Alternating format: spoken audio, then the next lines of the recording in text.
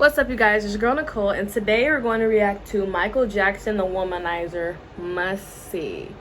Yeah, so this is an old video. Someone sent it to me a while ago, but I'm just kind of looking through the thing that people want me to react to. I'm just kind of getting to it. So yeah, let's get into the video. And if people hear a lie long enough, people believe it. If people have lied on me, I'm a black American and I'm proud of it. And I'm honored of it. I ain't never really heard him talk. Rumor, like, rumor, I don't bleach my skin. You hear him sing, but have you really heard Michael Jackson talk? Like, it's the first time I'm hearing him talk. The assistant comes in, like, you guys can have a seat, so we sit down. He comes in, he's tall. Standing there, two beautiful women walk in. He kisses one, like, full on. It's a moment. It ain't like no pet, it's like a real situation. Like that. They look Brazilian, so I'm like, wow, he's a G. Shauna Mongasol was a 23-year-old receptionist when she first met Michael. He is a normal man. He's a red-blooded man. He's very flirtatious. He loves women. 1988, and Michael was at the height of his fame. I had gone to New York to see him on his Bad tour. He performed a concert at Madison Square Garden. And by some stroke of luck, I ended up in his hotel room after the show at this after party that he was throwing. And Michael was there. And eventually Michael came over and introduced himself to me. He reached out his hand to shake my hand, and I shook his hand. And then when I tried to let go of his hand, he kept holding on to my hand. And then he slid his hand all the way down mine. And from that moment on, I knew that there was more to Michael than met the eye. I knew he liked the ladies. Wow. Well, was Michael Jackson gay? Why is this a conversation? Absolutely not. You say that with conviction. He would always, like whenever we were, he would always kind of, he called it fishing. Fish! Whoa! Whoa! It's a good fish right there. That was right there. Oh, look. Good fish! It's a good fish right there. That was right there. He called it fishing. He'd look around for all the hot girls. Get some more fish right there. Get some more fish. You ain't finna call me no fish. That's all I know. I don't care who you are. You ain't finna call me no fish.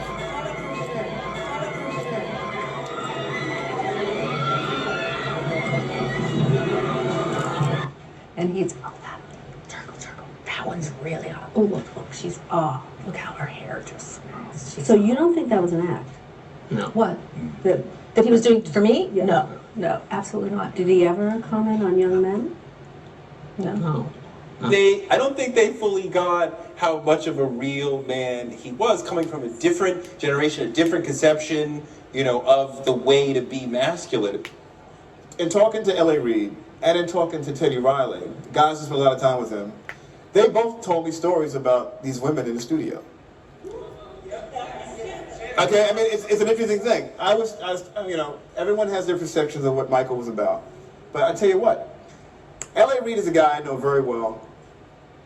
I know Teddy Riley very well. These are very straight guys. And they're telling me that Michael had fine-ass women in the studio hanging out with him to be around the turn of the century. So he goes to a party with Michael. Michael's asking him, where's Beyonce?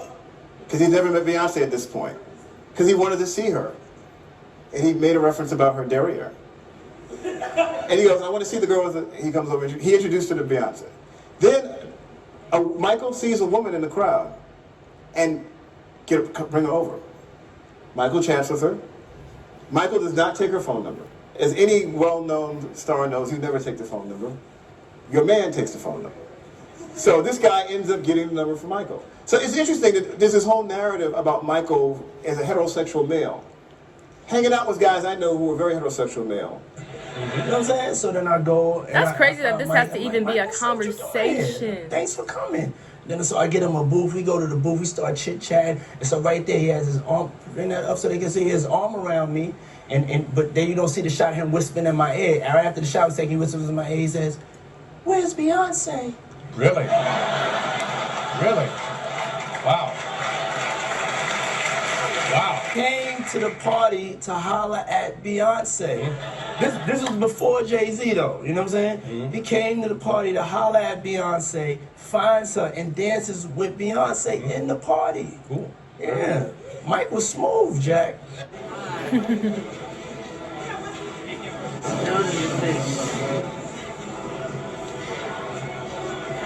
Square, New York City. New York City, where people have come together at a time when we need everyone to come together. Here in Times Square. All brought together by this man in the blue shirt, the invincible one. Oh my God, it's Michael the faces Jackson. he be making. Michael Chancellor. Michael does not take her phone number. As any well-known star knows, you never take the phone number. Your man takes the phone number. We have wrote it down. The number.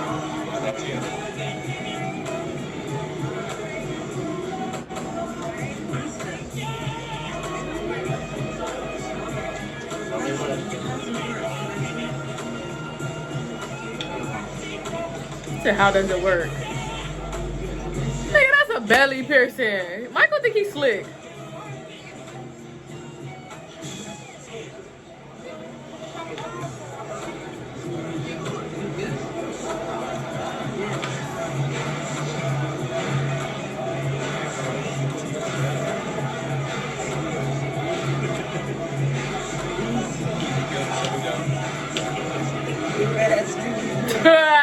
You nasty.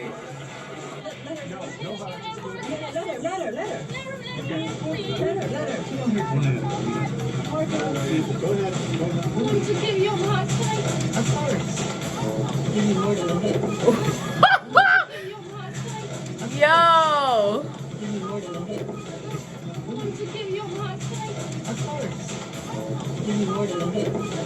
I met him first in '77 when they were first signed to Epic Records and did a first project with Gamble and Huff called Going Places and worked with him. But Million, when you hear people make the allegations that he was behind closed doors a monster to children, your thoughts on that? Well, the fact is, right now, is to convict a person when he's dead is like, okay, he's not here to defend himself. So what can you say? But my thoughts are, I knew Michael as a different person.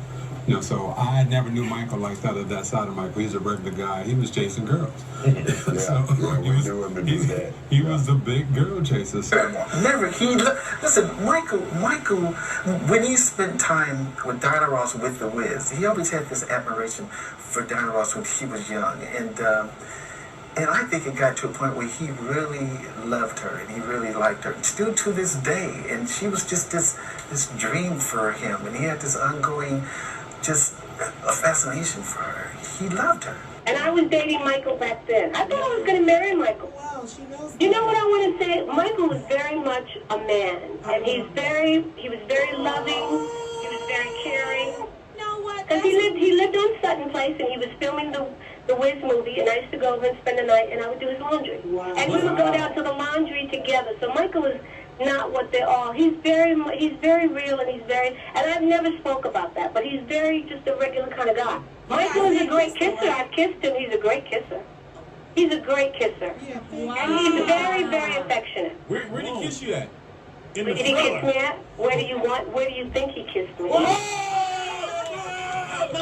He's on down the road. Don't you carry nothing.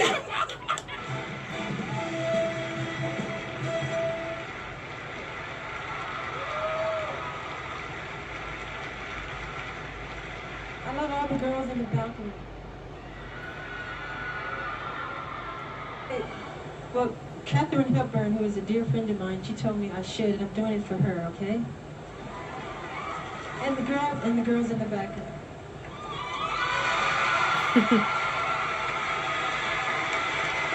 Guy, he was chasing girls. We knew him to do that. He was the big girl chaser. Called it fishing. He'd look around for all the hot girls.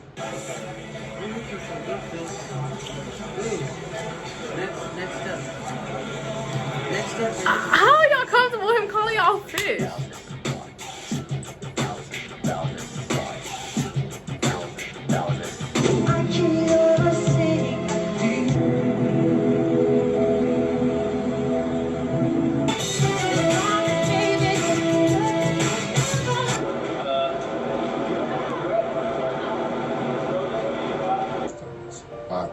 sit here under oath, or any other way you want it, and I'm a staunch Catholic, I'll swear in the Bible, Michael is not gay, nor has he ever been gay. He's confided in me that certain women that he had relationships with, he wasn't public about any of it, because, you know, you don't want the fans to think you're tied down. They don't have that shot of getting to you. I went to his home, Neverland, and he pulled out all of the stops.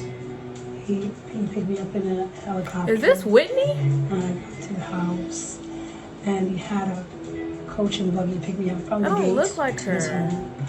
Michael told me about being on the set of a movie, and one of the leading ladies invited him to a room to watch a movie, and I guess they were saying would be she jumped his bones. I know some of the stars that Michael had been with. I'll take that to my grave. Was he a pedophile? No, we don't believe so. I don't believe so. Not at all. Being a father myself and being a man, men know men. He had the desires of women like we do. In fact, they say he had at least 2 girlfriends, dispelling that other rumor. We had a curtain that covered the back seat. You couldn't see in the back seat. They talked back there, I mean, you know. So he's making out in the back seat? Or chewing loud gum. It sounds like you're chaperoning 2 teenagers on a date. That was cute for us. You want to be honest? There was a girl that I took from that party back home, and I couldn't stay there and do it. Actually, I saw Michael take a girl home from his own party, too. But I heard him mention this idea of pornography. Well, he's correct. They found approximately 90 girly magazines in Michael Jackson's home. Playboy, Hustler, Penthouse. His fingerprints were on them. He had bought them. They never found any kiddie porn on computers or anywhere else. And I used that fact in my closing argument to explain why this guy is not a pedophile. So, a lot of things that the media picked up and gave you a surface impression about were not at all what they were made to seem. I made a list of things. When I get angry enough, I write down what I want to say and what I want to talk about to set the record straight. Because you get to a point where you get tired of people lying. I get tired of situations like this, where people completely lie on me, and I'm sick of it.